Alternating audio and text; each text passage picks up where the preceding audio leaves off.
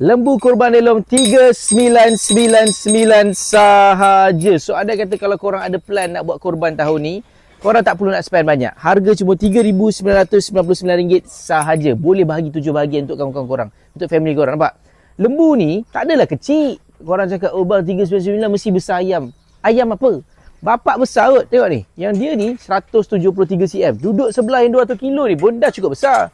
So yang ini dekat 205, 210. Yang ini pun sama dekat 210, 215. Yang ini dekat 220 macam tu. So lembu kita yang besar-besar pun semua ada dekat sini. Nampak?